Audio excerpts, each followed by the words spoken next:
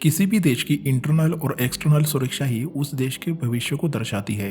नहीं तो इतिहास गवाह है, जिस तरह मुगलों से लेकर अंग्रेजों ने भारत जैसे बड़े और समृद्ध देश पर हमले करके कैसे बर्बाद किया था, जिससे करोड़ों जिंदगियां खत्म हो गई। इसलिए आजकल उसी देश का भविष्य सुरक्षित है जो अपनी सुरक्षा कर पाया है। इसी वजह से दुनिया भर में कई सीक्रेट एजेंसीज का जन्म हुआ, जिन पर देश की इंटरनल और एक्सटर्नल सुरक्षा की जिम्मेदारी है। और उन्हीं में से भारत की सीबीआई और रॉ है, जिनके बारे में आपने जरूर सुना होगा। तो आखिर दुनिया भर में मशहूर इन दो एजेंसीज में से कौन है ज्यादा ताकतवर और कैसे हुआ इनका जन्म, चलिए जानते हैं।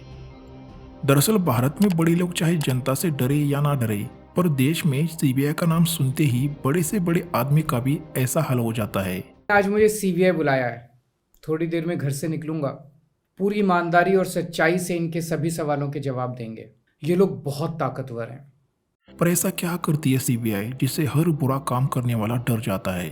वर्ल्ड वॉर 2 की शुरुआत में राज्य और केंद्र सरकार में भ्रष्टाचार और एंटी सोशल लोगों द्वारा क्राइम में बढ़ोतरी होने लगी। तब भारत सरकार को पहली बार देश की सुरक्षा और न्याय के विषय में एक संगठित और निष्पक्ष संस्था की जरूरत महसूस हुई, जो अपराधियों के खिलाफ सख्त कार्रवाई कर सके। फिर 1 अप्रैल 1963 को भारत सरकार ने एक रेजोल्यूशन पास करके सेंट्रल ब्यूरो ऑफ इन्वेस्टिगेशन नाम से सीबीआई की शुरुआत की, जिसको Delhi special police establishment act 1946 के तहत पावर दी गई और डीपी कोहली को सीबीआई का पहला डायरेक्टर बनाया गया। और आज सीबीआई में anti corruption division, economic offences division, special crimes division, directorate of prosecution, administration division, policy and coordination division, central forensic science laboratory जैसे डिवीजन शामिल है, जिससे सीबीआई भारत में किसी भी राज्य में करप्शन, स्पेशल क्राइम, ड्रग्स तस्करी, साइबर अपराध, मानव तस्करी, आंतरिक सुरक्षा जैसे कई जटिल मामलों पर काम करती है।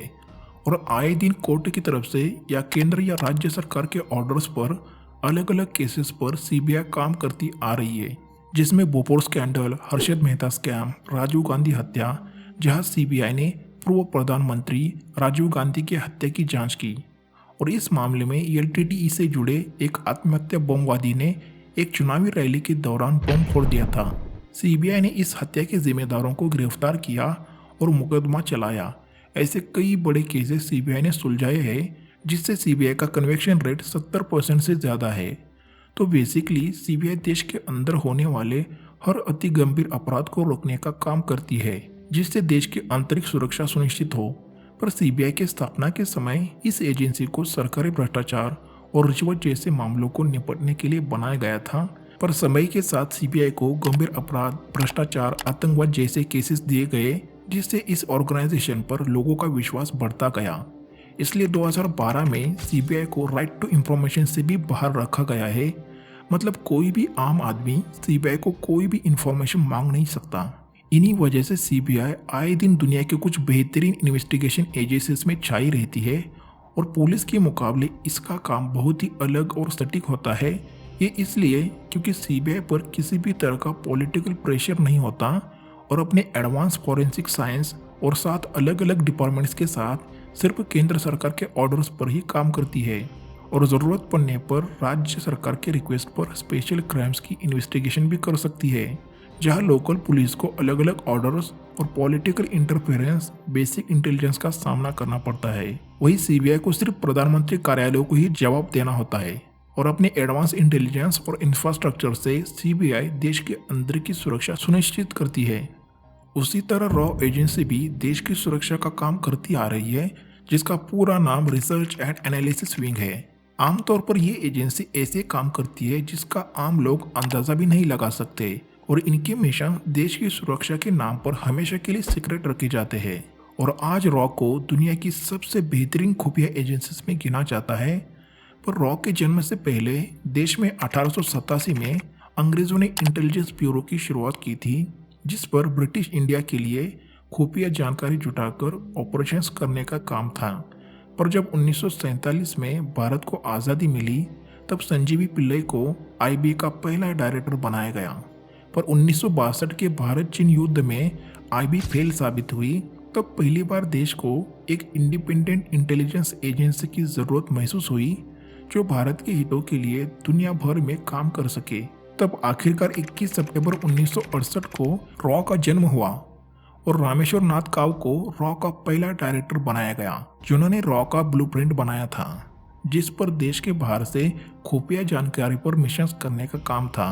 और देश की सुरक्षा के लिए रॉ सीधा भारत के प्रधानमंत्री को रिपोर्ट करती है, इसलिए रॉ वो सब काम करती है जिससे बाहर से देश की सुरक्षा हो। इसलिए रॉ के ज्यादातर मिशन गुप्त होते हैं, जिनके बारे में आम लोगों को कभी पता नहीं लगता। इसीलिए आज रॉ में अलग अलग डिविजन्स है, जैसे electronics and tech services, aviation research centre, special frontier force, national technical facilities organisation और स्पेशल ग्रुप, जो एक साथ इंटेलिजेंस काउंटर टेररिज्म के लिए लड़ते हैं, जिससे देश पर विदेशों से आने वाले हर एक बड़े खतरे को निपटा जा सके। और आज समंत गोयल रॉ के चीफ है, जिन्हें जुलाई 2023 में रवि सिन्हा रिप्लेस करेंगे।